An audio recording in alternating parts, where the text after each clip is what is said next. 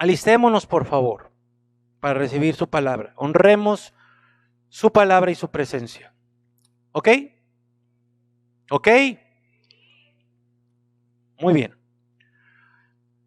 Una de las cosas que aprendimos con toda la serie de las dos simientes es acerca de que nosotros estamos viviendo literalmente los últimos tiempos.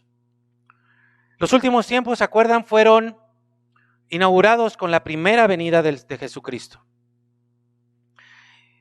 Y también aprendimos que de esos últimos tiempos, de ese periodo de los últimos tiempos, estamos viviendo una parte ya final, una parte cercana al final de esos últimos tiempos.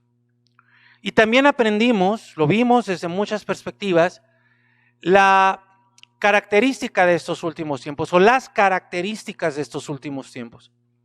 Todas esas características hacen de estos últimos tiempos que sean tiempos, ¿qué? ¿Se acuerdan? Tiempos peligrosos, tiempos difíciles, tiempos feos, tiempos oscuros, donde las tinieblas cada vez más estarán cubriendo a la tierra, pero donde la gloria de Dios en su pueblo, en su iglesia, tendrá que resplandecer cada vez más. Interesantemente, esto que dice Daniel, el libro de Daniel, esto que habla Apocalipsis, no solamente está en esos documentos, y podemos comprobar la eficacia, lo tremendo que es la palabra de Dios, cuando encontramos características de estos últimos tiempos, también en otros textos de la palabra, como hoy lo vamos a ver, a través de un estudio no exhaustivo, pero sí a un cierto nivel de profundidad del capítulo 4 del libro de Eclesiastés. Pero para introducir al capítulo 4, vamos rápidamente al capítulo 3. En el capítulo 3 es un capítulo famoso porque inicia hablando de que todo tiene su tiempo en esta vida. Pero en la parte final de este capítulo, hacia los últimos versículos, en el versículo 16, dice el escritor, que muchos creen que fue Salomón o que escribió la mayor parte de este texto, considerado de sabiduría. Si alguien no sabe, anótelo, la palabra Eclesiastés quiere decir predicador. No en el sentido de como hoy ustedes me están viendo a mí, sino en el sentido de alguien que da una enseñanza. No un predicador así como un pastor nada más, sino alguien que da una enseñanza de vida. Y en el capítulo 13, versículo 16, el autor escribe y dice: además he visto debajo del sol. Y cuando habla de debajo del sol debemos entender que se está refiriendo a los términos de esta vida, o sea, cuando nacemos y cuando morimos. Si ustedes leen el libro de Eclesiastés, se van a encontrar en diferentes partes cómo habla esta frase, debajo del sol. ¿Qué está diciendo? Que el autor no tenía toda la revelación que nosotros ya tenemos ahora, que no todo termina con esta vida, porque Jesucristo es el camino que nos lleva al Padre. Él resucitó, Él fue a la muerte, o Él murió, Él fue al infierno, resucitó venciendo a la muerte. Entonces sabemos con garantía que hay vida después de esta vida. Pero en la perspectiva del Eclesiastés, aunque sí había una idea de la eternidad, no estaba tan claro. Por eso mucho de lo que escribe Eclesiastés es lo que hay debajo del sol, lo que está dentro de los límites de esta tierra y lo que está dentro de los límites del tiempo que vivimos. Dice: he visto debajo del sol que en el lugar donde debería de haber el derecho, o sea, justicia, ahí está la impiedad. ¿Ok? Impiedad quiere decir maldad. Y que en el lugar donde debería de estar la justicia, ahí está también la impiedad. Yo dije en mi corazón: tanto el justo como el impío los juzgará Dios, porque hay un tiempo para todo lo que se quiere y para todo lo que se hace. Entonces, ¿qué es lo que está diciendo el autor? Él ve la vida desde entonces y dice, efectivamente, o sea, esto está terrible, porque donde debería de existir el derecho, donde debería de haber cosas derechas, hay maldad. Y donde debería de haber justicia, hay impiedad. Y esto nosotros lo sabemos, esto lo vivimos actualmente. Por mencionar solo un ejemplo, nosotros sabemos que el poder judicial en el mundo, pero vamos a México, y seguramente en tu país estará muy similar. El poder judicial está corrompido, altamente corrompido. Donde debería de haber derecho y justicia, que es en los magistrados de la corte, en los jueces, en los tribunales, en los ministerios públicos, sí o no sabemos que está plagado de corrupción. Ahí, ¿quién tiene justicia? Podríamos decir el que puede comprarla, pero ya al comprarla ya no es justicia. Y si vamos a cualquier otro lado, nos vamos a dar cuenta de que esa realidad que hablaba Eclesiastés es exactamente igual, pero engrandecida, acendrada, ya acentuada en la actualidad. Vean, más de 5,000 años atrás y la actualidad que tiene la palabra de Dios. Entonces, este capítulo 3, al final, si ustedes lo leen, parecería que el autor de Eclesiastés está teniendo un momento depresivo muy fuerte, pero no es que sea pesimista, no es que esté tirando todo por la borda, es que está siendo realista. Y si nosotros describiéramos la realidad de nuestros días, yo creo que muy pronto nos empezaríamos a deprimir, ¿no? Empezaríamos a ver cómo hay injusticia, muerte, todo lo que vemos, secuestro, desaparición, el crimen. Cada vez el crimen organizado cada vez se empodera más, cada vez está más borrada la línea entre el gobierno y el crimen. Ya no sabemos quiénes son peores, si los narcotraficantes o los gobernantes. Es cada vez más terrible. Y no es que fuéramos pesimistas, estaríamos siendo realistas, ¿cierto? De la realidad que vivimos el día de hoy. Ahora, esto que se ve en el capítulo 3, que termina con el capítulo 3, continúa en el capítulo 4, y esa es la introducción del capítulo 4 para que lo podamos entender. Vean el versículo 1, porque vamos a ver a qué se refiere esa frase donde debería de haber derecho, hay maldad, porque lo va a desglosar. Capítulo 4, versículo 1 dice: yo me volví y vi todos los actos de opresión que se cometen debajo del sol. He allí las lágrimas de los oprimidos que no tienen quien los consuele. El poder está de parte de sus opresores y no tienen quien los consuele. Qué tremendos textos, qué tremendas palabras del Eclesiastés, porque está describiendo a la Ciudad de México, está describiendo a México, a la República Mexicana, y seguramente está describiendo a cualquier ciudad o cualquier país donde tú te encuentres. El poder no está en los oprimidos, el poder está en los opresores. Y se acuerdan que veíamos cómo en los últimos tiempos la potestad, el poder, la autoridad dada a Satanás por Dios para destruir, Satanás mismo se la pasa, precisamente les da ese poder y esa autoridad a quienes él usa, a quienes son sus instrumentos. Y lo podemos ver, los opresores son los que tienen el poder. Y entonces yo quiero mostrarles nada más rápidamente, cuando hablamos de opresión, definitivamente no solo estamos hablando de una opresión espiritual, sino la vida del ser humano está siendo oprimida en general todos los días. Tu vida, la mía, está siendo oprimida todos los días por el sistema mundial. La palabra de Dios, por ejemplo, nos enseña que los reyes, los gobernantes oprimen al pueblo. Proverbios 28:16 dice: un gobernante sin entendimiento oprimirá al pueblo. ¿Qué tal?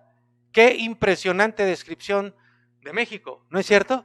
Y no solamente del gobernante mayor, sino de muchos de los gobernantes que hoy tenemos, pero no solo en México. Yo sé que en cada país de Latinoamérica, ¿verdad? Está sucediendo esto. Pero vean quién oprime, el que es falto de entendimiento, el que no tiene sabiduría. ¿Por qué?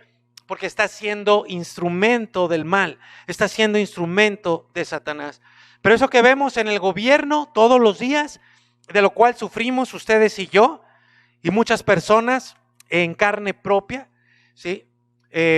No que nosotros no lo suframos en carne propia, lo que quiero decir es que hay muchas personas que lo están sufriendo al día de hoy mucho más de cerca.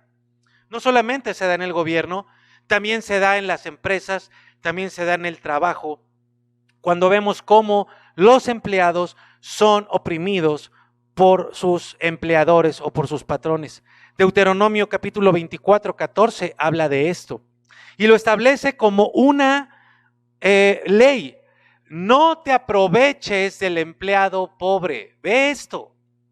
Amigos, yo quiero decirles que el gobernante sin entendimiento que está oprimiendo está acumulando una cantidad de juicio impresionante, juicio de condenación eterna. Si no se arrepiente, cualquier gobernante está acumulando una cantidad de juicio impresionante. Lo mismo el empleador, lo mismo el patrón que se aprovecha, que contrata o subcontrata para no pagar, para no dar indemnizaciones, para no dar liquidaciones, para no generar, para que no haya antigüedad en los trabajadores. Todo este sistema que hoy conocemos y que estamos viviendo ya está establecido en la palabra de Dios como orden. No te aproveches del empleado pobre y necesitado, sea este nacional o sea extranjero. Así que los extranjeros que vienen acá a oprimir a los pobres mexicanos, bueno, no saben en la que se está metiendo porque hay ley y hay orden para que no se aprovechen de nadie. Lo mismo de ricos y pobres, esto lo hablaba Proverbios 22, 16 que ya vimos. Los ricos oprimen a los pobres, pero ¿qué creen? Eso lo sabemos, ¿cierto? Que los ricos oprimen a los pobres, se aprovechan de ellos, pero ¿qué creen? Impresionantemente, yo creo que tú también lo has visto, que los pobres oprimen a otros pobres. ¿Lo has visto? Mira, esto lo dice el mismo libro de Eclesiastés, capítulo 5, versículo 8. Dice, no te sorprendas si ves que un poderoso oprime a un pobre. Eso lo sabemos. O que no se hace justicia en toda la tierra. Pues todo funcionario está bajo las órdenes de otro superior a él y la justicia se pierde entre trámites y burocracia. Perdonen, antes de ir a mostrarles lo del pobre, vean este tipo de opresión. La opresión por la burocracia. Que a mí me impactó ver en el Eclesiastés, escrito hace más de 5,000 años, cómo se describe lo que ustedes y yo vivimos el día de hoy, de ir trámite por trámite por trámite, y ahí traen a todas las personas, de todas las edades. Ahora con este tema de las vacunas, ¿cuántas veces no hemos visto a personas de la tercera edad haciendo colas de horas para que se puedan aplicar la vacuna? Porque hay una opresión incluso por el sistema burocrático de los países, para que no consigas lo que por derecho te corresponde. Y te traen de un lado para otro, y así está diseñado, así están diseñados los contratos, así están diseñadas las normas, las leyes, para perderte en un mar de trámites y que nunca obtengas lo que por derecho te corresponde.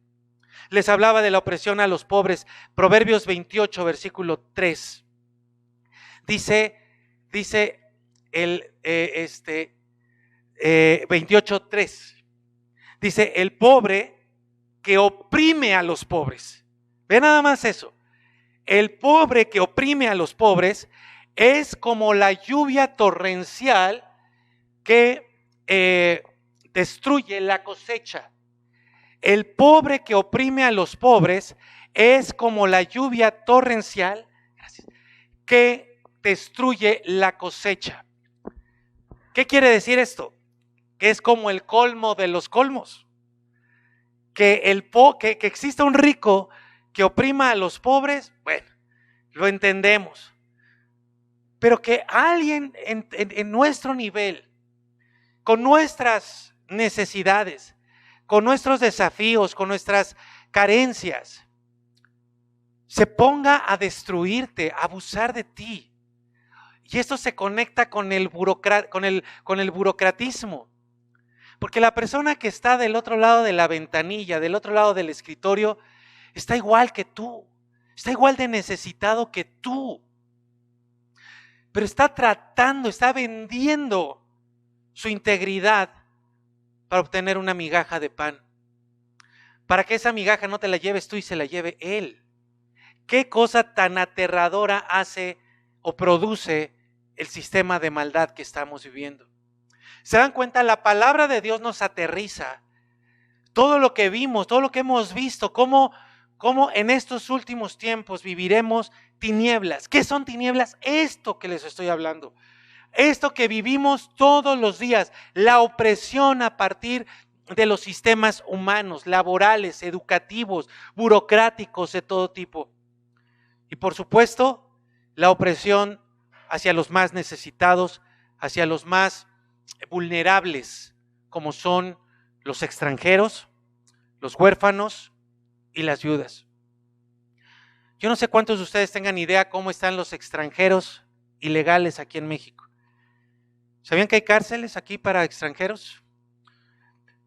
Ahora, en el aeropuerto de la Ciudad de México, internacional de la Ciudad de México, ha habido una cantidad enorme de personas que vienen con documentos, se los quitan, los encierran en cuartos por días y no les permiten hacer una llamada hasta que les quitan todo el dinero que traen, maletas y de todo tipo, y después los deportan a sus países. Y eso nada más es la entrada. Para los que son ilegales es terrible. Y no se diga de las viudas y de los huérfanos. Jeremías capítulo 7, versículo 6 dice, viene hablando Jeremías o Dios con Jeremías y dice, si no oprimen al extranjero ni al huérfano ni a la viuda, si no derraman sangre inocente en este lugar, ni siguen a otros dioses para su propio mal, entonces vendrá una bendición. ¿Pero por qué lo está diciendo? Porque precisamente, hice algo acá, ¿me ayudas por favor? Porque precisamente lo que está sucediendo es eso, que diariamente, y esto no es de ahora, esto no es de la modernidad, esto no es ahora que tenemos aeropuertos, esto es de siempre. Al extranjero se le ha visto como menor, muchas gracias, como algo como de menor calidad. Y de la misma manera a las viudas y a los huérfanos. Siempre se nos ha visto como una tierra de la cual se puede abusar.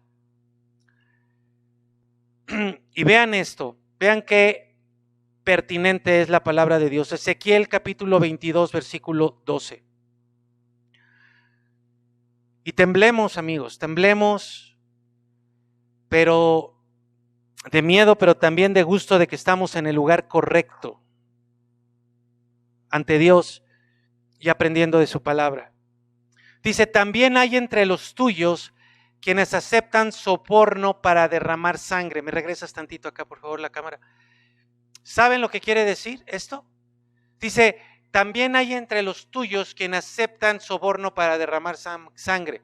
¿Saben de quién está hablando? De los asesinos a sueldo, de los sicarios, lo que vemos hoy. Personas que se venden, personas que se venden para matar a alguien, para recibir. ¿Ustedes han escuchado los testimonios de esos sicarios cuando los atrapan? ¿Cuánto les dan? ¿Cuánto les pagan? 5,000 pesos, 2,000 pesos por matar a alguien. Y dice, ahora, está eso, pero luego fíjate lo que dice, tú practicas la usura. ¿Qué es la usura? Lo que viene adelantito, cobras altísimos intereses. ¿Quién de ustedes no ha sufrido esto? ¿Cierto? se endeudan con algo, pero no nos cobran los intereses que debían de ser. O sea, no hay un cobro justo. Es más, tendría que haber una recuperación, una ayuda para ellos, pero no en la forma en la que nos los cobran. ¿Qué es la usura? Intereses sobre intereses, intereses altísimos. Extorsionas, eso es lo que hacen los bancos. Cobrar interés sobre interés es una forma de extorsión. Los despachos jurídicos que te están hablando y te están diciendo paga, paga, paga, o si no, es una forma de extorsión. Y no se diga de la extorsión, como dice ahí, dice extorsionas a tu prójimo y te olvidas de mí, lo afirma el Señor. No hablemos de la extorsión que se da desde las cárceles, la extorsión que se da incluso por medio de oficinas legalmente establecidas, de negocios que parecen correctos, pero que están ahí para hacer fraudes, fraudes, fraudes, fraudes. ¿Tú y yo estamos viviendo esto, sí o no? A ver, otra vez les voy a preguntar. Miren, si no lo están viviendo, qué bueno, gracias a Dios. Qué bueno. ¿Lo están viviendo?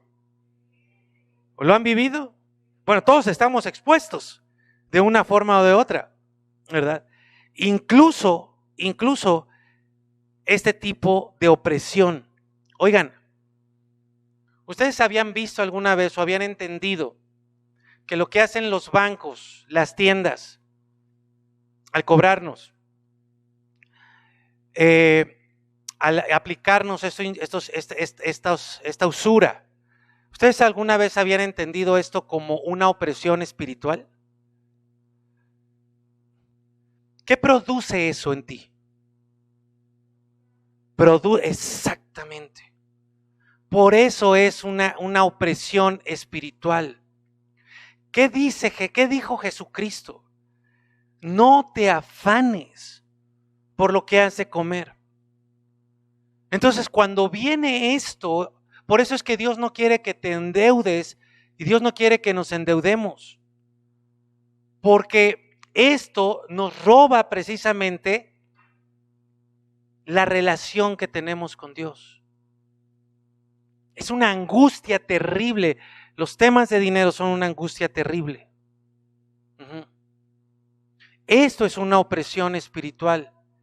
Ahora, yo no estoy diciendo que si tú debes, pobrecito de ti y malos de ellos. No, paga. Paga. No esperes a que Dios pague tu cuenta. Pídele a Dios que te dé los medios para pagarla, para que tú con esfuerzo y trabajo pagues tus deudas. Y una vez que salgas de ellas, no vuelvas nunca más a endeudarte. ¿Cierto o no que el tema económico nos roba nuestra relación con Dios?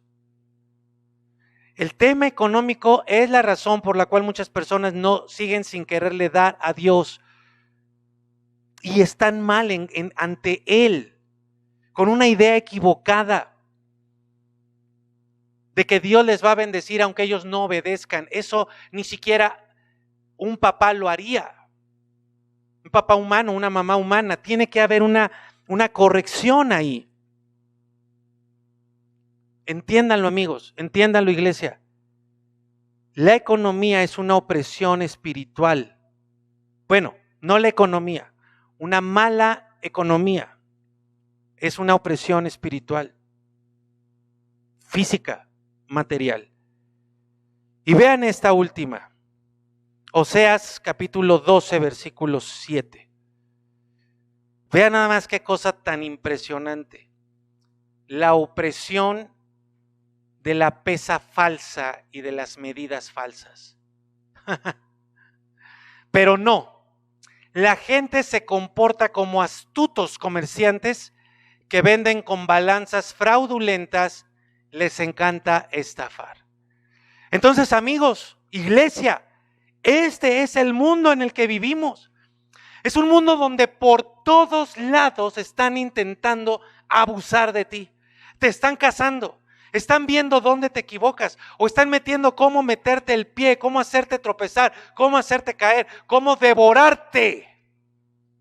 Este es el mundo al que tú sales todos los días. Por eso es tan importante este tiempo con el Señor, para que tú de aquí no solo salgas fortalecido de ánimo, sino que salgas fortalecido en sabiduría, que lleves palabra de Dios, porque su palabra se cumple en medio de una vida como la que te estoy mostrando, como la que la palabra de Dios nos muestra. ¿Estamos entendiendo?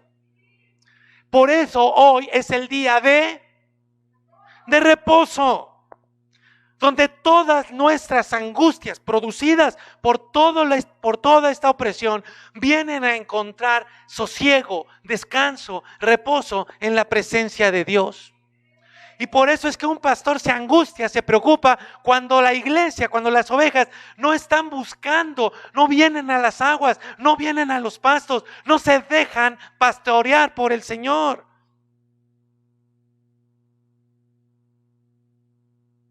Eclesiastés capítulo 4, versículo 2, que es nuestro estudio de hoy. Dice, entonces se elogia a los difuntos. Termina como muy pesimista el Eclesiastés a los que ya habían muerto más que a los vivos, los que hasta ahora viven. Pero consideré que mejor que ambos es el que aún no ha nacido, que no ha visto las malas obras que se hacen debajo del sol. Lo que está diciendo este autor es, la situación en el mundo es tan terrible, es tan fea, la situación se pone cada vez peor, que cómo quisiera yo ser como los que ya se murieron. Porque los que ya se murieron, ya no están sufriendo esto. Acuérdate, él tiene la perspectiva de debajo del sol. Él no está diciendo que es mejor estar muerto porque ya está descansando. Él no tiene esa perspectiva completa de la eternidad. Si el Eclesiastés hubiera tenido claro que hay personas que se van al infierno, no hubiera dicho alabo a los que ya se murieron. Nosotros podríamos ya con toda la revelación decir, alabamos, en un sentido, a los que ya murieron y fueron con el Señor. Ellos ya están perfectamente bien. Ay, cómo quisiéramos ser como ellos, que ya están en la presencia, en la gloria, ya no tienen ningún problema. Pero los que se fueron al infierno, no, ahí sí no queremos ser como ellos, ni queremos alabar a los que ya murieron y que están en el infierno. Pero luego dice, no, bueno, pero hay alguien todavía mejor que los que ya se murieron, los que todavía no nacen. Porque los que ya se murieron ya sufrieron en esta tierra, ya pasaron parte de esta opresión. Pero los que no han nacido, mejor les valiera no nacer. Y lo dice en el buen sentido de la palabra. Por cierto, aquí hay una referencia bíblica para todos los seres humanos que han sido abortados. El crimen del aborto, el asesinato del aborto, evita el tiempo de esa persona sobre esta tierra. No porque sea la voluntad de Dios, es un crimen y es un asesinato. Pero no evita la vida eterna de esa persona. O cualquier bebé que no se haya, decimos, logrado, que no nació y que murió, ¿sí?, evitó lo que nosotros estamos sufriendo y va directo a la vida eterna. De tal manera que ninguna maldad, ningún acto maligno, ni del ser humano ni del diablo, pueden evitarle a esa persona que Dios le dio un espíritu ir a vida eterna por siempre. De cualquier manera, el crimen va a ser castigado, el crimen del aborto. Y si no hubo crimen y por alguna razón Dios impidió esa vida, va directo al cielo. Por eso el papá o mamá que conoce al Señor, que conoce a Jesucristo, que no haya tenido un bebé, o sea, que haya habido vida en su vientre, pero que no se pudo avanzar en su crecimiento y el bebé murió, ese papá cristiano, esa mamá que conoce a Cristo, van a ver a su hijo el día que lleguen a la eternidad. Y yo no sé, pero se les va a acercar a alguien y les va a decir, hola, yo fui tu hijo, yo fui tu hija, aquí estoy, se logró, yeah.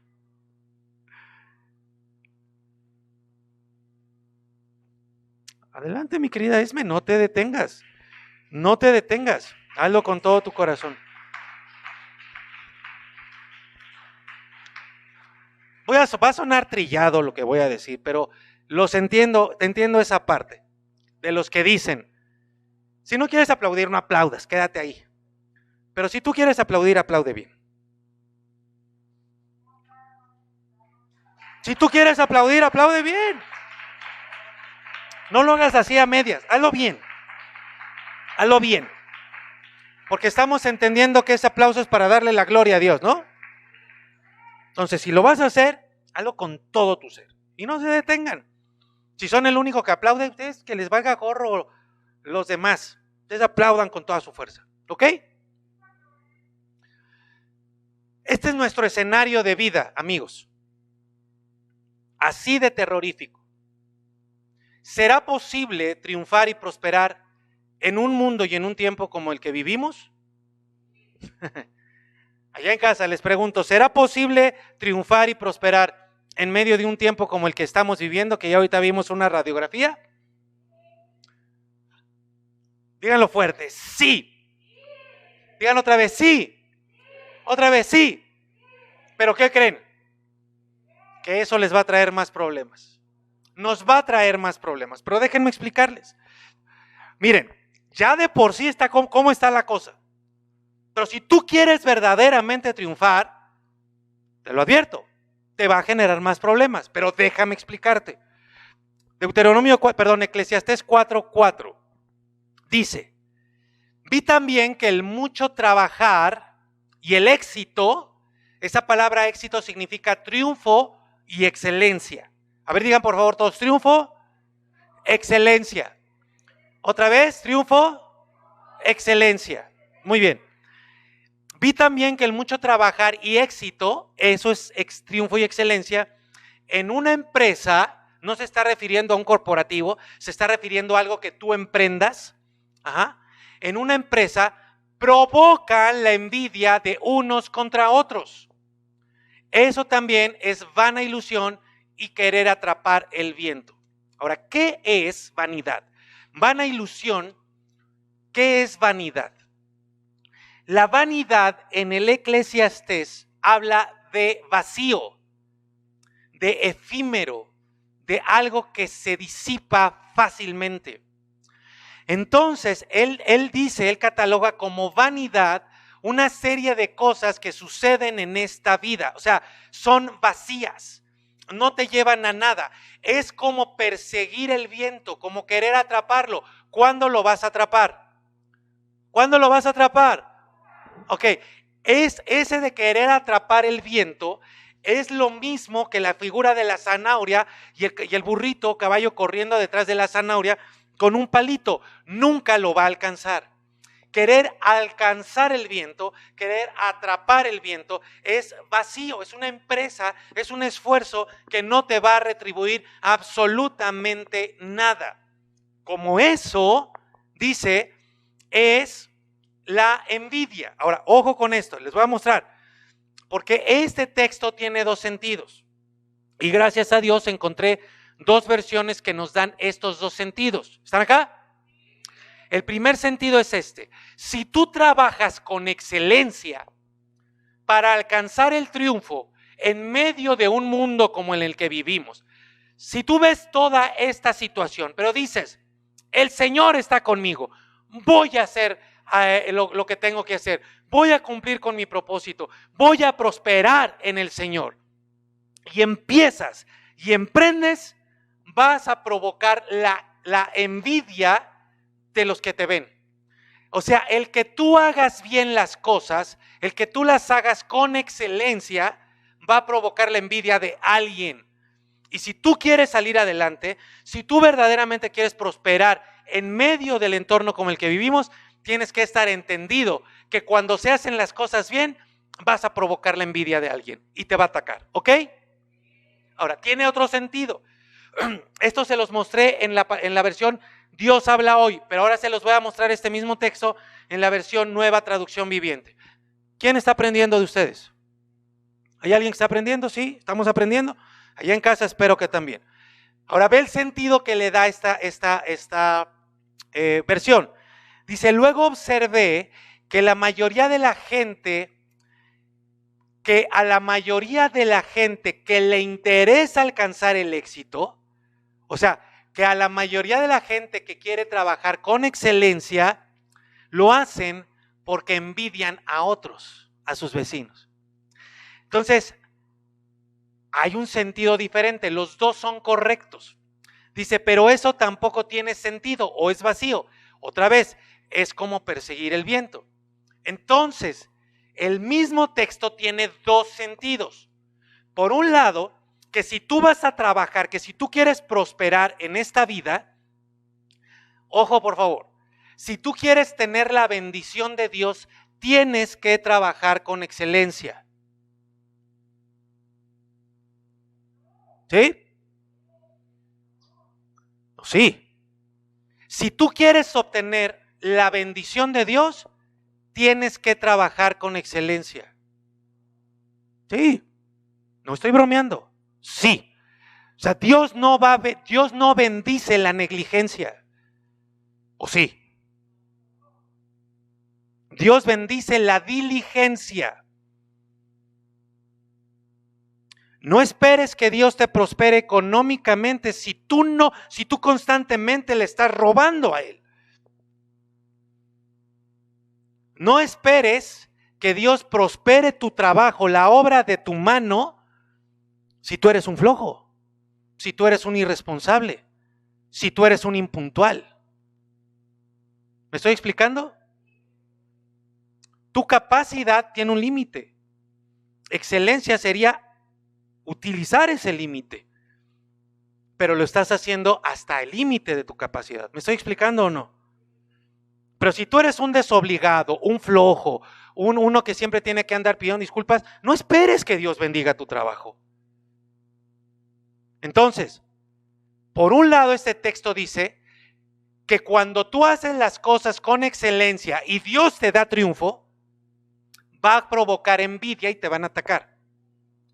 Pero también este texto está diciendo que no hagas las cosas por envidia. Que tu motivación de prosperar no sea el pasto verde de tu vecino. O sea, que tú no digas, yo quiero tener lo que el otro y por eso me voy a poner a trabajar. No. Los dos sentidos son correctos y los dos los debes de tener claro. Ahora di conmigo, para que quede bien claro. Para prosperar, debo de hacer las cosas con excelencia. Amén. Entonces, porque la excelencia está dentro de tu capacidad. No es que las hagas mejor que el otro, es que tú las hagas lo mejor que tú puedas hacerlo. Eso es excelencia. Y cuando tú haces lo mejor que puedes hacer, aunque falles, la próxima vez, ¿sabes qué va a suceder? Lo vas a hacer mejor que el anterior. Porque esa es la capacidad que Dios nos dio a nosotros. Si estamos en el piano y una vez nos sale medio mal, la excelencia te va a llevar a hacerlo la siguiente vez mejor y te va a salir. Porque estás poniendo lo mejor de ti en lo que estás haciendo. Eso es excelencia. Entonces Dios va a prosperar tu diligencia cuando haces las cosas con excelencia. No esperes que Dios bendiga tu negligencia. ¿Sabes qué es lo que va a hacer Dios con tu negligencia? ¿No saben lo que va a hacer? Dios la va a corregir. Va a corregir tu negligencia para convertirla en diligencia, para que seas excelente en todo lo que hagas. Cuando seas excelente en todo lo que hagas, le estarás dando la gloria a Dios. ¿Quedó claro? Bueno, no voy a preguntar quién está haciendo las cosas con excelencia, porque creo que aquí todos hoy tenemos que doblar rodilla y decirle, perdónanos por ser negligentes y por querer que tú bendigas nuestra negligencia. ¿Verdad? Ahorita le vamos a pedir perdón a Dios por eso. Ahora mira esto, Daniel capítulo 5, versículo 12. Esta es una recordadita de lo que vimos en la serie Las dos simientes. ¿Qué excelencia busca Dios en nosotros? Y hablando de Daniel dice, por cuanto fueron hallados en él, en Daniel, es decir, en este Daniel, ¿Excelencia de qué? ¿Excelencia de qué? Allá en casa, ¿excelencia de qué? Eso. ¿Qué es lo que busca Dios primero de ti? Una excelencia espiritual. ¿Qué quiere decir una excelencia espiritual? Quiere decir que tú estés apegado a Él, que su palabra sea lo más importante en tu vida. Amigos, por eso les pregunto, como hace rato, a ver, la palabra, ¿tienen la palabra? Eso no es excelencia espiritual. Eso quiere decir que tu espíritu está siendo contaminado por 10,000 cosas más, atraído, motivado, movido, pero no estás teniendo esa excelencia espiritual. ¿Se acuerdan qué lugar ocupó Daniel en el reinado de Nabucodonosor? ¿Cuál? Eso fue por la excelencia espiritual en él. ¿Qué quiere decir esa excelencia? Conocimiento, entendimiento, interpretación de sueños, revelación de enigmas, solución de problemas. ¿Todo por qué? Porque él tenía una relación estrechísima con Dios. Entonces les pregunto, iglesia, les pregunto, ¿dónde debe de estar manifestada la excelencia en tu vida en primer lugar? En tu relación con Dios. Si tú no tienes una relación con Dios excelente, y eso quiere decir que por nada de nada se rompe tu relación con Él, orando, estudiando la palabra, día y noche, madrugada, en todo tiempo, en todo lugar, para que cuando yo aquí empiece un texto bíblico, ustedes lo continúen y ustedes lo terminen. En vez de que yo les pregunte y ustedes no sepan nada. Me explico que no se trata de memorizar, sino de que lo memorizas porque estás teniendo una relación estrecha y profunda con Él.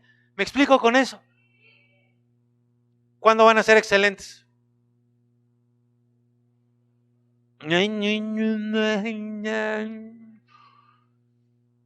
Está bien que estén las Olimpiadas y que los chinos vayan en primero y segundo lugar, pero no me hablen en chino. ¿Cuándo van a empezar a ser excelentes con Dios? Eso, háblenme en español para que pueda entender. Segunda de Corintios, capítulo 4, versículo 7. La excelencia no nos hace arrogantes, porque si nuestra excelencia está primero en nuestra relación con Dios, vamos a entender lo que dice 4:7 de Corintios 2, segunda de Corintios, dice, con todo, tenemos este tesoro de Dios, su gloria, en vasos de barro, para que la excelencia del poder sea de nosotros, sea de Dios y no de nosotros. Les explico, amada iglesia, gente que nos ve en cualquier parte del mundo. Ustedes saben cuál es el primer postulado de la iglesia satánica. Bueno, qué bueno que no se lo saben. Me hubiera asustado que se sepan ese y no se sepan los textos de acá. La visión. Les voy a decir cuál es el primer postulado de la iglesia satánica. Ser excelentes. Ese es el primer postulado de la iglesia satánica. Está puesto en un montón de sitios de iglesias satánicas. Lo que busca el satanista, lo que promueve el satanista es que cada persona sea excelente, sea el mejor en lo que haga. Pero ¿qué diferencia hay entonces entre los satánicos y nosotros? Que lo que tú vas a buscar es que tu relación con Dios sea excelente. ¿Para qué? Para que su excelencia sea depositada en ti. Entonces mira, al final del día, cuando termina el día y tú volteas y dices, lo que hice, lo hice excelente, fue porque Dios lo produjo a través de mí. Entonces, ni siquiera tienes tú que hacerlo excelente. Lo único que tienes que hacer es dejar que Dios lo haga excelente a través de ti. Te voy a poner un ejemplo. ¿Cuántas veces te ha dicho el Señor? ¿Cuántas veces te ha dicho el Espíritu Santo, ya levántate porque tienes que llegar temprano a la iglesia? Y tú, ay, no. Y lo estás escuchando. ¿Cuántas veces has escuchado que dice, abre tu Biblia? ponte a estudiar. Y tú, ay, no. Y lo estás escuchando, ¿o no? ¿Qué estás haciendo ahí? Le estás evitando que Él produzca excelencia en ti. Cuando te dice el Espíritu de Dios, ven, ponte de rodillas, vamos a hablar tú y yo. Y tú lo evitas. Estás cerrándole la puerta a la excelencia que Dios quiere producir en ti. Cuando te dice, ve y dale esto a fulano de tal, y tú te haces el loco, estás evitando que Dios produzca excelencia en ti. Cuando tú dices, yo sé que debo de hacer esto, pero no lo hago, estás cerrando la puerta al Espíritu de Dios para que Él produzca excelencia en ti, y nunca se va a manifestar la excelencia de la gloria de Dios en ti porque se la está cerrando la puerta. ¿Estamos entendiendo? Entonces, como en tiempos de Daniel, nosotros tenemos frente a nosotros un sistema mundial que trata de aplastarnos todos los días. Lo tenemos en contra. Y además, si queremos salir adelante, híjole, vamos a tener envidiosos que nos van a estar atacando. Si queremos hacer las cosas bien, vamos a tener personas que nos van a criticar, que se van a enojar, que nos van a señalar, que nos van a tirar para que detengamos el trabajo que estamos haciendo, para que desistamos y no hagamos las cosas excelente. Si haces algo bien, te lo repito, va a haber gente que se va a enojar. Si prosperas, habrá gente que se va a molestar. Si tienes sueños que quieres lograr, habrá gente que te va a criticar y que te va a decir, no lo hagas. Prosperar, en una frase, haciendo las cosas bien en este mundo inmoral, hará que recibas ataques. Trabajar bien, con excelencia, ojo iglesia, ojo los que están viendo, trabajar bien, con excelencia, en aquello para lo que somos buenos, y prosperar es algo bueno. Es algo que Dios quiere para ti y para mí, que prosperemos haciendo bien las cosas, porque Él no va a prosperar las cosas que hagas al ahí se va. Él va a prosperar lo que hagas bien, con excelencia. Y eso te va a traer problemas. Así que pónganme atención acá. ¿Me entendieron todo hasta aquí? Pongan atención en esto que les voy a decir, por favor, a todos allá. Por lo mismo, por todo esto, por todo este escenario que les estoy contando, y por esto que surge si hacemos las cosas bien, está ahí a tu lado, la tentación para que te rindas, para caer en la pereza, en la negligencia, en la necedad. Porque si de por sí están las cosas como están en el mundo, tan difíciles, tan complicadas, y todavía que yo haga las cosas bien me va a traer más problemas, ¿sabes qué es lo más fácil? Que no las hagas, que no sobresalgas. Y entonces escuchas esa voz maligna que te dice, sé un mediocre, sé igual que todos, no prosperes, no sobresalgas, mejor sé un flojo, mejor extiende la mano, esperando a que Dios a ver qué te da, que tire unas pocas migajas para que sobrevivas. Es mejor sobrevivir que sobresalir. Amén. Ojalá no. ¿Sabes de dónde viene la palabra necio? ¿O qué significa la palabra necio? Viene de una raíz que significa obesidad. Es alguien que nada más come y nunca hace nada. Es alguien que nada más está tomando para sí y no hace nada. Dice el versículo 5 de Eclesiastés 4, dice, no lo puse, ¿verdad? Bueno, lo leo, se los digo de memoria. Dice, el necio come su misma carne. ¿Saben lo que significa eso? Que se destruye a sí mismo. El que solo come, el que engorda, es una figura de autodestrucción. La persona que está constantemente alimentándose a sí misma y no da, que está buscando para sí y no da, y no trabaja y no se esfuerza y no suda y todo el tiempo tiene una excusa en sus labios, esa persona se está destruyendo a sí mismo. Ahora esto contrasta con lo que dice el versículo 6 de Eclesiastés. Más vale un puño lleno con descanso que ambos puños llenos con trabajo y aflicción de espíritu. Y puño lleno, lo que está diciendo aquí, ojo por favor, lo que está diciendo no está hablando de poco. Tú llena un puño de lo que tú quieras, un puño de tu mano con lo que tú quieras. ¿Sabes qué sería poco? Vamos a poner, ¿qué quieren ustedes? Frijoles. Toma con tu mano un puño de frijoles. ¿Saben qué sería poco? ¿Están acá o no? ¿Saben qué sería poco? Un frijol. Que tomes un frijol. Un puño lleno no es poco. No está diciendo más vale poco. Con tranquilidad, no. Está diciendo más vale, mejor es un puño lleno. Que dos con angustia, con aflicción de espíritu. ¿Qué está diciendo? Que no vayas hacia la avaricia, que vayas hacia la prosperidad. Alguien en estas semanas pasadas me decía, no tengas miedo, pero tampoco tengas avaricia. El miedo te impediría llenar ese puño. La avaricia te haría ir por dos. Ni ninguno, ni dos. Un puño lleno. Eso es lo que Dios quiere para ti. Y ese puño lleno puede ser muchísimo que vas a obtener con trabajo, con esfuerzo agotador. No con esfuerzo agotador, sino con un trabajo bien realizado. Porque ¿sabes qué? La palabra aflicción de espíritu significa, ojo con esto, porque aquí Dios les quiere hablar a varios, pero yo no sé si lo están recibiendo acá.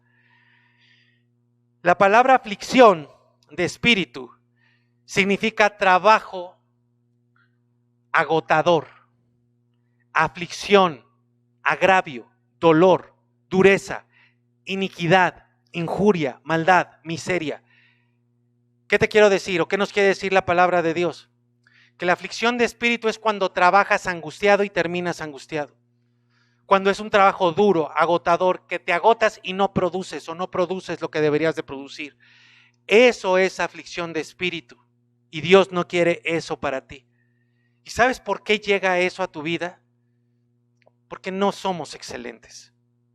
Porque no hacemos las cosas con excelencia. Por eso les repito, creo que tenemos que arrepentirnos de querer que Dios prospere nuestra negligencia. Y Dios lo que está haciendo al trabajar con nosotros es limpiar todas esas suciedades que hay dentro de nosotros. Gloria a Dios. Voy hacia la parte final. ¿Quién podría comprometerse con el Señor el día de hoy? A decirle al Señor, Señor, perdóname y a partir de hoy voy a hacer las cosas con excelencia. Lo que haga. Amén. Gloria a Dios. Iglesia, les digo, no se dejen derrotar por el sistema. Nos van a poner 10,000 trabas. Sigamos adelante, por favor. Amén. Sigamos adelante. No te desanimes por toda la diversidad de opresiones que hay en el mundo. Amén. Ni por la envidia que vayas a generar. Busquemos crecer todos los días haciendo las cosas con excelencia. Primero, nuestra relación con Dios.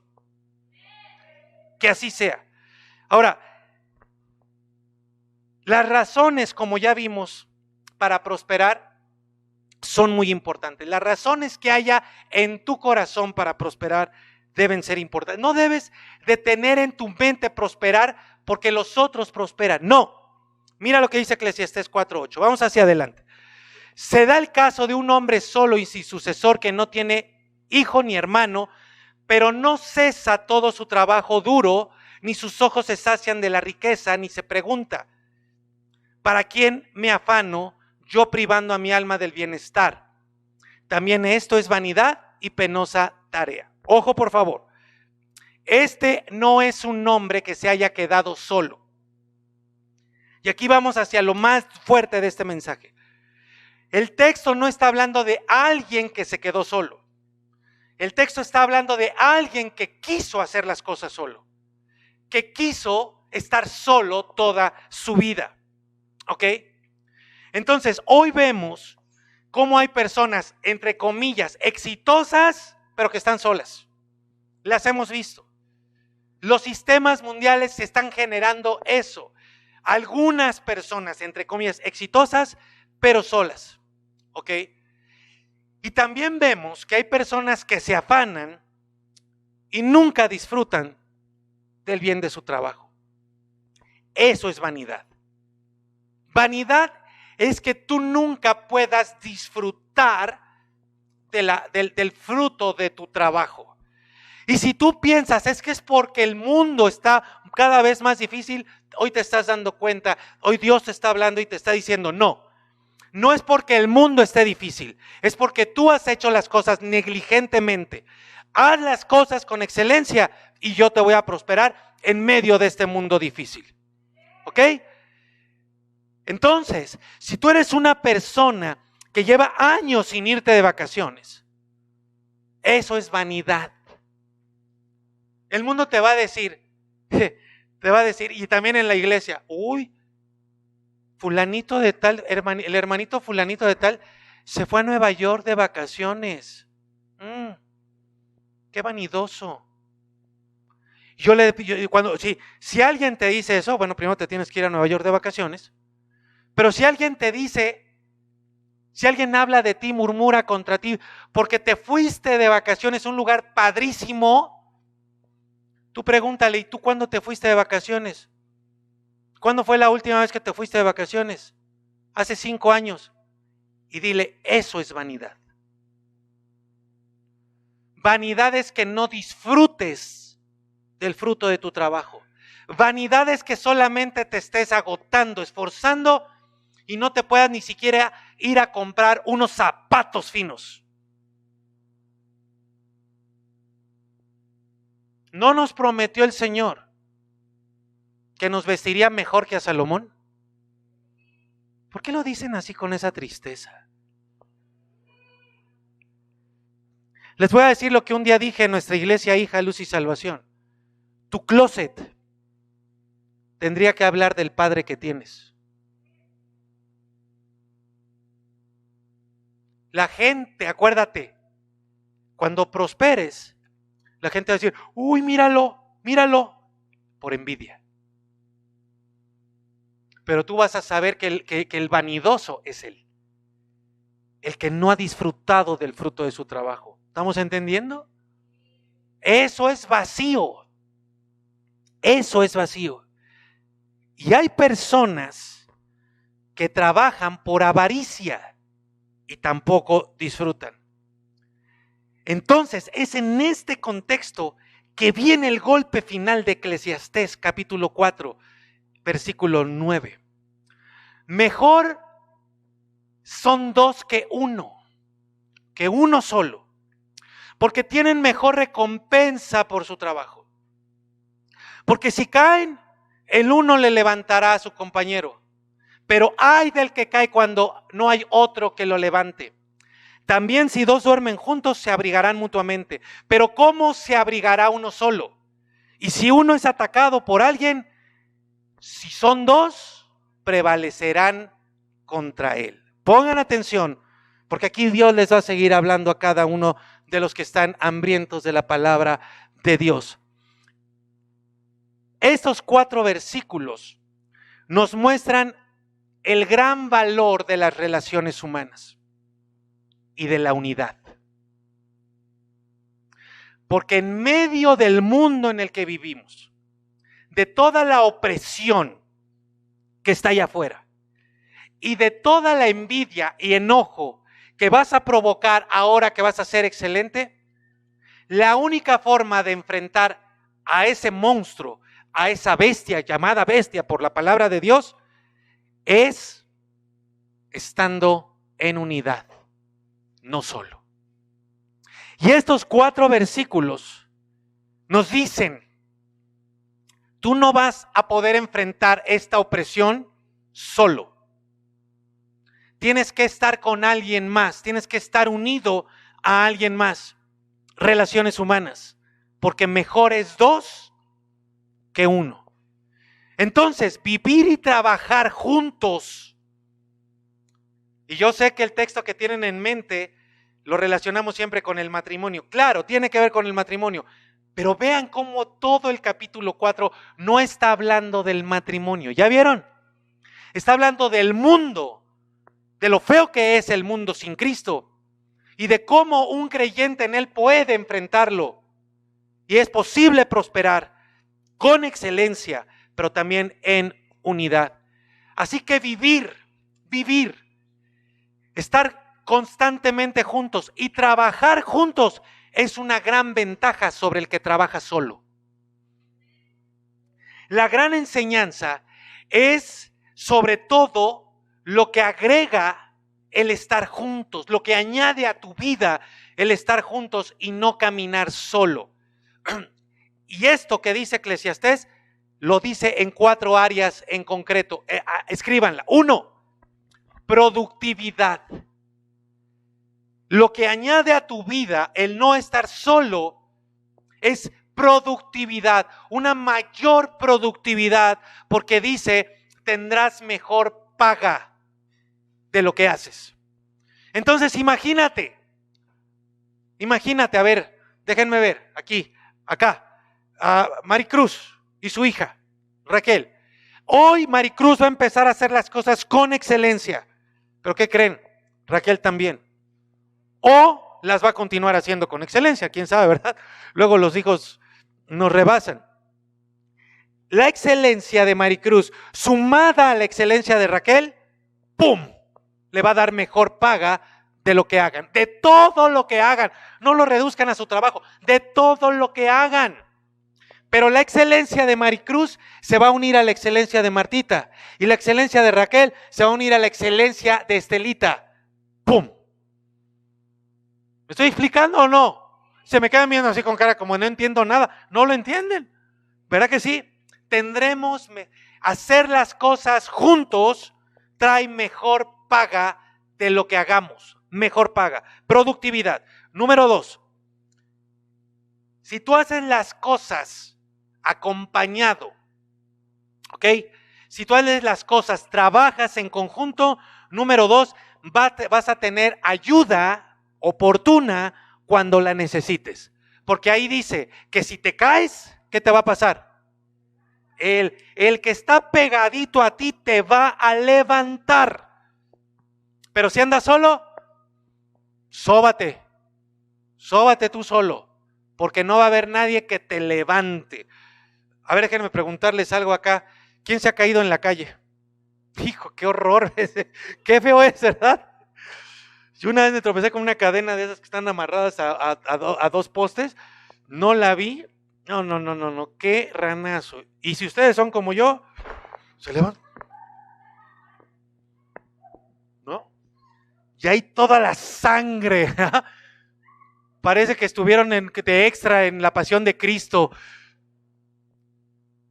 Toda la sangre ahí, pero el rostro, claro que no me dolió.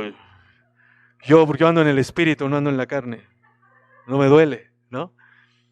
Qué horrible es la vergüenza de caerse en la calle. Es peor cuando nos caemos en la vida y no hay nadie que nos levante. ¿Sabes? Yo sé que todos ustedes, todos han sufrido esto, que yo les voy a decir. Que sienten vergüenza de irle a platicar a alguien su fracaso. ¿Sí o no? ¿Y saben por qué sienten vergüenza? Porque creemos que la persona a la que le vamos a ir a contar no nos va a entender, nos va a regañar, nos va a pisotear, se va a burlar de nosotros, nos va a dar la espalda, no nos va a ayudar. Ese es el valor de la iglesia. Que cuando alguien caiga nosotros tengamos misericordia, no señalemos, no critiquemos, no juzguemos. No digamos, algo ha de haber hecho, que quién sabe qué pecado tendrá. sino que en vez de eso vayamos, lo levantemos, le sanemos la herida, lo abracemos, lo apapachemos y le digamos en lo que te puedo ayudar, y si tengo dinero te lo doy, y si no tengo dinero por lo menos te doy un abrazo, oro por ti porque Dios te va a bendecir y te va a prosperar. Levántate, sigue adelante. Sigue adelante, pero es que el mundo, pero es que ya hice por acá. Tú sigue adelante. ¿Sabes qué? Sigue adelante, porque yo voy a ir contigo ahora. Vamos juntos ahora. Y entre los dos lo vamos a lograr. 3, lo que tú buscas. El estar con alguien, el trabajar juntos, te va a producir comodidad de vida. Sí, comodidad. Esto es diferente a no querer salir de tu área de confort. No, te va a dar comodidad. Porque uno calienta al otro. Es como estas noches con los pies helados. No puedes calentarte, no puedes dormir. Y estás buscando y te acurrucas. Y no te puedes dormir, no puedes conciliar el sueño porque tienes los pies fríos. Pero qué rico es cuando está alguien a tu lado, ¿verdad? Claro que ese alguien sea tu perro, tu hijo o tu esposo. Claro, para nosotros los pobres hombres, que alguien tenga los pies fríos no significa comodidad, ¿verdad? ¡Ah! Uno salta, ¿y qué es esto? Tiene uno que entrar con la armadura del Señor a la cama, con el calzado del Evangelio de la paz, pero con calcetas adentro para que no nos enfríe, ¿verdad? Ni el espíritu ni el cuerpo, esos pies helados. Pero cuando entran en calor esos pies, te duermes, concilias el sueño. Vas a encontrar comodidad trabajando con alguien más, haciendo las cosas junto a alguien más. Y 4, ¿sabes lo que te va a producir ir con alguien al lado? Seguridad. Seguridad. Y cuando el mundo te ataque, cuando toda esa opresión venga contra ti, cuando el envidioso levante su voz contra ti, cuando el enojón te critique, te señale, te aviente cosas por todos lados, va a haber alguien que se va a acercar a ti, se va a poner delante de ti y va a decir: ey, a ver, lo que quieras con él, primero conmigo, lo que quieras con ella, primero conmigo. Y aquí vemos más, ¿eh? ¿Qué? ¿Qué húbole? Esa palabra suena como hebrea, ¿no? Podemos usarla. ¿Qué húbole? ¿Qué húbole? ¿Qué húbole? Y nos podemos hablar en lenguas también ahí si quieren. Pero que sabemos claro cuál es el mensaje que le estamos dando. No estás solo. No estás solo. ¿Cómo te sientes tú?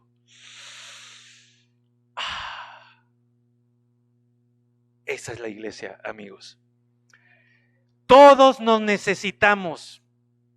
Pero para lograr estas 4 bendiciones, necesitamos ir más allá de: hola hermanito, ¿cómo estás? Hola, ¿cómo te fue? Qué bueno que viniste este domingo. Ay, te extrañamos. No. Y menos si te quedas allá en casa. Necesitamos ir en contra de la corriente de este mundo que nos quiere hacer seres individuales, como ese hombre solo, como esa mujer sola, creyendo, nos quiere meter en la cabeza que es mejor solo que mal acompañado. Pero la iglesia de Cristo no es una mala compañía, es la mejor compañía que puedas encontrar. Ese nivel de relación solo se logra, ir a profundidad, solo se logra cuando nosotros somos transformados en nuestro carácter. Escúchenme bien allá en casa y escúchame bien aquí. ¿Sabes por qué no quieres relacionarte con alguien más? Porque la maldad te ha deformado, te ha afectado, te ha dañado, te ha destruido, te han pisoteado y no quieres abrir más tu corazón. Pero eso tienes que entender que es una trampa del diablo que te quiere dejar solo para devorarte. El costo de caminar juntos es la transformación de nuestras personas. Dejar de ser ermitaños o individualistas o cerrados. No seas de las personas que dicen: yo creo en Dios a mi manera y yo puedo vivir mi vida y tener una relación con Él sin ir a la iglesia. No, ese es un engaño del diablo. No pienses, no creas que Dios te va a bendecir por venir a la iglesia sin relacionarte con nadie más, porque Él dijo: es mejor 2 que 1.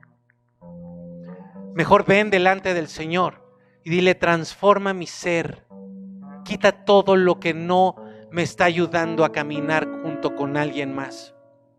Puede ser difícil, pero es eso, amigos, allá en casa, es eso, o enfrentar al mundo tú solo. Déjenme platicarles esto rápidamente. Había una pequeña aldea en medio de los árboles, al pie de una montaña. Allí vivía un hombre paralítico, de sus piernas para abajo, que apenas se movía arrastrándose por el suelo. Enfrente de su choza vivía un hombre ciego y testarudo. ¡Qué testarudo era este ciego! Ambos se habían enemistado por alguna razón desconocida y la gente del pueblo los veía todos los días. En cuando se encontraban, una excusa y se empezaban a tirar uno tras otro y discutían acaloradamente. En más de una ocasión incluso dijeron: ojalá te mueras. Un día hubo un gran incendio ahí en el bosque y el fuego comenzó a devorar las hectáreas y llegó a donde estaba esta aldea y empezó a quemar las chozas. La gente salió corriendo despavorida, pero nadie se acordó ni del ciego ni del paralítico. Aquellos hombres gritaban: ¡auxilio, auxilio! Y el ciego daba vueltas de un lado para otro intentando escapar y no daba una, no lograba encontrar el camino. Y el paralítico, en cambio, miraba, se quedaba ahí parado. Bueno, parado me refiero a detenido. Se arrastraba con toda dificultad, pero pronto se dio cuenta de que no iba a salir, de que no iba a poder escapar de las llamas. No tardaron mucho en darse cuenta, el ciego y el paralítico, que la única forma de salvarse era sirviéndose el uno al otro. En medio de la desesperación, el paralítico le ofreció ayuda al ciego para guiarlo en el camino, a cambio de que lo cargara en su espalda y lo llevara con él. El ciego, por supuesto, aceptó gustosamente y así lograron salvarse de la muerte. Después de esto, estos hombres comprendieron que su enemistad era inútil y perjudicial para cada uno. Se disculparon y siguen siendo los mejores amigos al día de hoy. Quiero hacerte un llamado, pero antes de terminar nos faltó una frase en el versículo 12. El final de todo esto es tan asombroso como poderoso, porque nunca te imaginarías, si tú estuvieras escuchando el Eclesiastés por primera vez, nunca te imaginarías que de venir diciendo mejor es 2 que 1, de repente hablara de un tercero. Eclesiastés 4:12 dice: y si alguno prevaleciere contra uno, 2 le resistirán. Y termina la frase: y cordón de 3 dobleces no se rompe pronto. Se habla normalmente, se entiende de este texto como 2 personas y Dios, y es cierto, pero quiero ampliarles un poco este significado. ¿Qué es el tercer doblez? Un cordón está conformado de varios hilos. Por eso está esta cosita aquí, porque esto está confeccionado de varios hilos. Pero voy a necesitar que me ayuden aquí, por favor, ponme el micrófono. Pero lo que el texto dice es un cordón de 3 dobleces.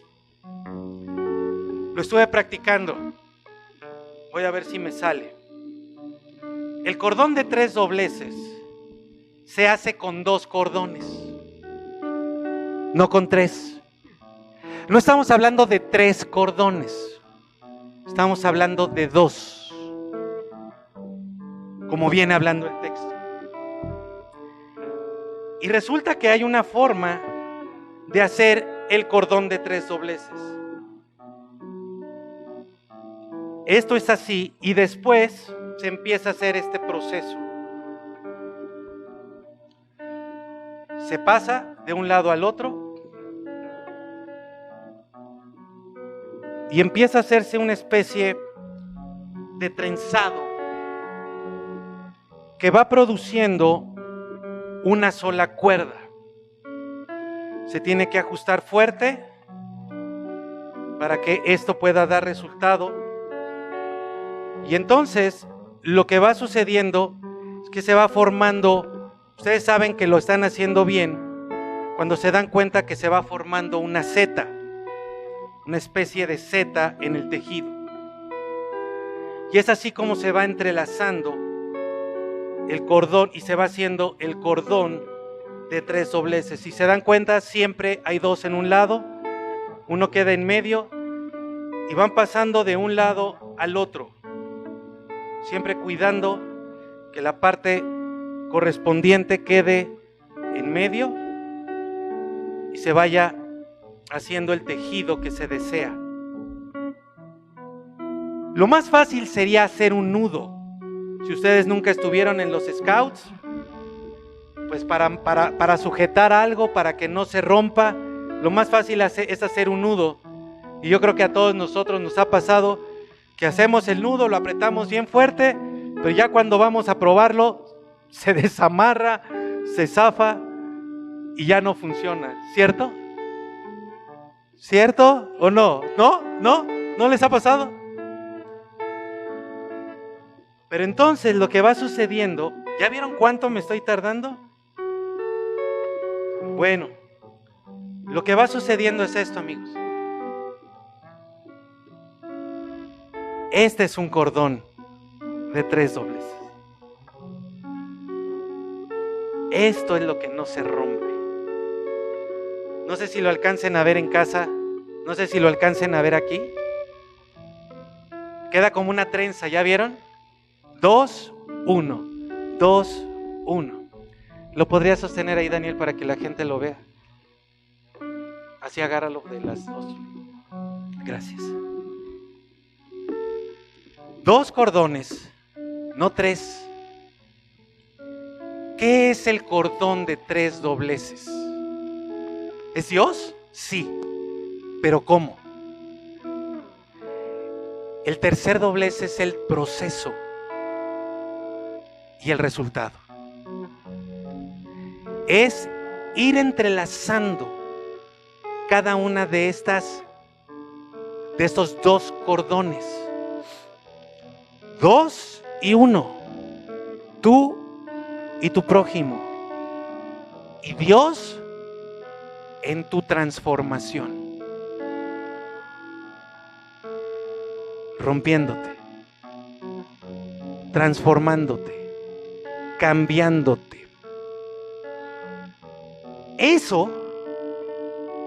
Ese proceso donde Dios te va entrelazando con alguien más y va haciendo de ti con alguien más, no solo con tu matrimonio con otro matrimonio, tu hijo con otro joven, con otro niño, tú con el pastor, tu hermana con tu hermana, tu hermano con tu hermano, tú con tu hermano. Ese proceso que no se da con hola, ¿cómo estás? No, sino de una relación real y profunda. Esa transformación, ese cambio, ese proceso es lo único que va a producir que en medio del mundo como vivimos seas productivo y prosperes por tu excelente trabajo. ¿Por qué? Porque, amigo, déjenme ponerme, si yo veo que tú estás haciendo un mal trabajo, te voy a ir a decir, no seas negligente. ¿Qué vas a sentir tú? Coraje. El diablo va a venir y te va a decir, ¿quién es ese para que venga a decirte? Y te vas a querer ir. Pero si tú hoy estás entendiendo lo que Dios te está hablando, Vas a decir, es Dios transformándome. Me va a dar una vuelta y me va a hacer más fuerte con el pastor. Lo mismo que con mi hermano, lo mismo que con mi hermana, que está cuidándome. Ajá. Para que yo sea excelente en lo que haga. Vas a recibir ayuda cuando la necesites. Porque si caes, no va a haber uno que te levante. Va a haber muchos que te van a levantar. Vas a tener incluso la comodidad que no has tenido en años. Porque Dios, por medio de tus hermanos, va a aderezar mesa delante de ti y delante de tus opresores y de tus angustiadores. Y por medio de tus hermanos, en tu proceso, vas a tener seguridad, porque cuando el mundo, el diablo, los sistemas de maldad te ataquen, vas a tener una legión de soldados defendiéndote. Mejores son dos que uno, pero con el proceso de Dios, de transformación, se da el tercer doblez, que es irrompible. A esto nos está llamando Dios. Por eso Él te quiere transformar. Yo quiero que el día de hoy, allá en casa, por favor, si lo pueden hacer, tú vayas con alguien aquí, te acerques a la distancia pertinente y le digas, déjame empezar a ayudarte, déjame empezar a levantarte. Bendícelo. Declara la bendición de Dios sobre esa persona. Deja que el Espíritu Santo te ayude, te use para levantar a la persona. Tú no sabes qué está pasando, levántala, levántala, ora por ella, allá en casa, háganlo unos por otros, elige a alguien, sal, no agarres a la persona que tienes al lado, ve, empecemos a hacer el esfuerzo, bendícela, bendícelo, levántalo, levántala, defiéndela. Acaba con los que lo están atacando. Destruye a sus enemigos. Hazlo. Hazlo. Hazlo. Y allá en casa, por favor, ve, levántense, oren por esa persona. Si estuvieran aquí, estaríamos haciéndolo todos juntos, pero bueno, ahí en casa, por supuesto que es válido. Bendíganse unos a otros.